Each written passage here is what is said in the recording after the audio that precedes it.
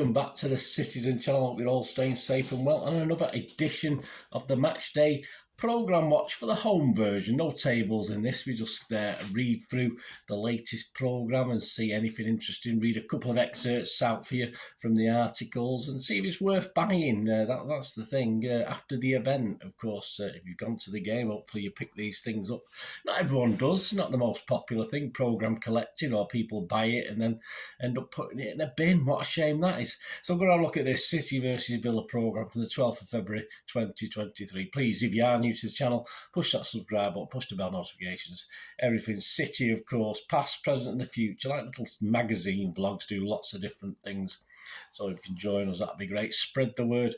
And please, if you are pushing buttons or you're not pushing buttons, if you can press that little like button. I'm trying to get about 15 to 20 likes. It's not a massive target. If you can help me out towards it on these City vlogs, that'll be very much appreciated. Yes, right, we got the £4 for 84 pages as normal. It's not a cup game where we get a bit less, and this is available on subscription from www.reachsportshop.com. 26 issues at £97.50, so you save yourself 25p a programme. Of course, the Champions League programmes are a little bit dearer, so you'd save yourself even a little bit more if you were getting Champions League programmes. Outside of the UK, £65 for the EU and £80 for the rest of the world. And also, there's an option, it's not on the programme, it's not in the programme or not on that image that you see there, but you can get 12 copies also for £45. So you don't make as much of a saving, but still well worth it if you can't fork out £97.50, which I certainly can't at the moment. Yes, on the cover we got old Eric, haven't we? Old Eric Laporte. And we got regular standard stuff from Pep. No comment about the Premier League charges or anything like that in that. So, yeah, perhaps we might get another future issue. But I suppose he's just trying to keep his powder dry at the moment. He's probably got a little bit of stick from what he said in his press conferences. We've got a special tribute, of course, rest in peace, Honorary President Tudor Thomas. We have a minute's applause, didn't we, before the Villa game. He was actually born in 1928 and passed away in 2023, so rest in peace. City legend Corrigan said of him, he was City through and through and did so much for the club and the players. Some of it in his article, Buzzword, said he was just the most amazing man. If you had a problem, his door was always open. City Women feature Chloe Kelly. City Under-18s features the latest from their Youth Cup run. The EDS feature Alex Robertson, and the feature itself on cover star Laporte. More on him later. We'll have a little section, little excerpts from him later. Interesting start. He's got a 50% tackle success, so half and half. It's okay, isn't it? Not spectacular. Buzzword, as stated, commented about Tudor Thomas. He actually knew him since he joined City in 1965, and obviously he takes a look at the Spurs away game and looks forward to this Villa game. Head-to-head, we've got Foden and McGinn today. Very similar in appearances. Foden's made 115 Premier League appearances.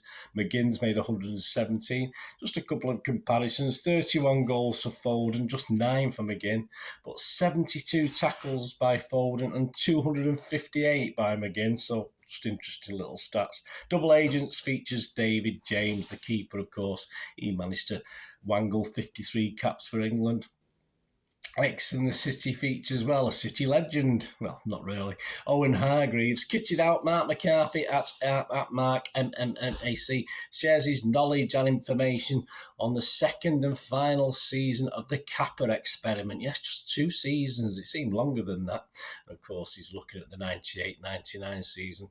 Just for fun, the question, the City quiz. I'll give you the answers at the end. See if you know this. I didn't know it offhand. I couldn't remember.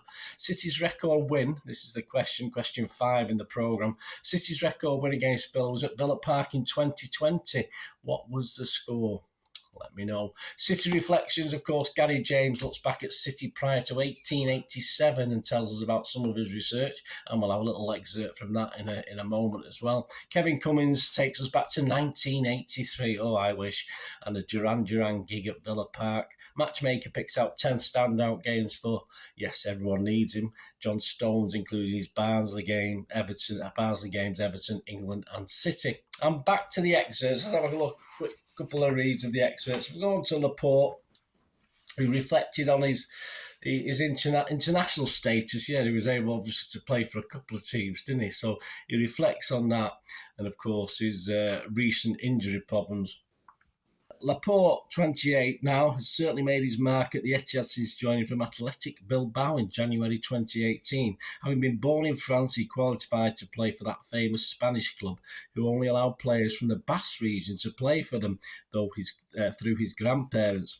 And that also led to something of an international tug-of-war after he played numerous times for France, all the way up to 121 level. But in May 2021, he was granted Spanish nationality so he could play for the country where he had played his club football. It was a decision that proved a good one for both parties, with Laporte now having won 19 full caps and helping Spain to the 2021 UEFA Nations League final, where alongside City teammate Rodrigo, he lost 2-1 to France. His international commitments extended to Qatar this winter, where he started 3 of Spain's games, although the tournament did not end happily for his country, who was surprisingly knocked out, of course, by Morocco. That left Laporte taking to social media to thank Spain fans for their support and insist he had no regrets. But once back on the club duties, the World Cup added to what has been a stop-start season so far for the defender. At the end of last season, Laporte bravely played through a knee injury that eventually required summer surgery and delayed his start to the season until October. It was not the first serious injury the classy defender has suffered in his career, and as Laporte told a recent City Plus and Recast documentary that focused upon him, those experiences helped him come back from his summer injury. Big injuries and surgery is always difficult to come back from, he said. You need to work hard and have good people around to make the best recovery you can. Here we have the best men who know when you have to work hard and when you have to rest. Having started just 3 league games before the World Cup break, Laporte, like the other City World Cup stars, was eased back on his return and did not make a league start until the last home Premier League clash, the 3-0 win over Wolves. I'm happy, said Laporte. It's always a pleasure to play a game. Now we have to keep going and look to the next one. Yeah, that's a piece on Laporte. And before we go to the quiz answer, just a little thing on the Gary James. Excerpt from the Gary James article. The reflections is on about his research into finding out more about City in pre-1887, which takes a lot of work, a lot of digging, and just what he's come up with is just some early facts about enough. There's no, obviously within the article, he could go on forever. Obviously, there's no space in 4 pages to point it out. So, just some quick facts about City's early years. St Mark's Church was consecrated in 1865. The first rector was Irishman Arthur Connell, and he played a leading community role. He set up a savings bank, library school, ragged school. I don't know what ragged school is. You'll have to look that up, guys. Soup kitchens and much more. St Mark's had a very nothing to do with United, I don't think. St Mark's had a very active social scene, and by the mid-1870s, St Mark's Cricket Club existed. Ongoing research shows it began in the 1860s. Shortly after the church opened, reports have been found from 1867. In November 1880, the earliest reported association football match was played by St Mark's, but contemporary reports do not claim this to be the first. As the opposition were a team from Macclesfield, it seems likely that early games against teams closer to West Gorton would have been staged. There were certainly clubs playing football within a few miles of St Mark's. They also had a rugby team as well. The first known goal scorer in a football game was James Collins. One of the umpires, referees, they used to call them umpires as well in those days, was William Hardy, another member of the St Mark's parish. The first ground was Farmers Field off Thomas Street, 1880 to 1881. In 81-82, the club moved to Kirkland Cricket Club. That season also saw Walter Chew, together with a cousin, establish his own team, Bellevue Rangers.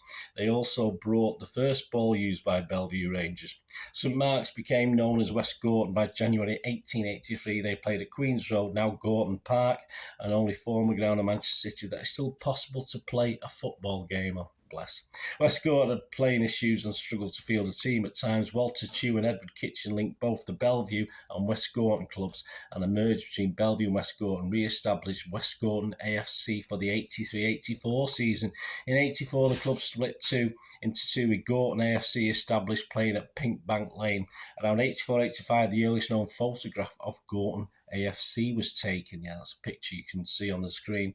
Between 85 and 87, Gorton AFC played at the Bull's Head Hotel on Reddish Lane.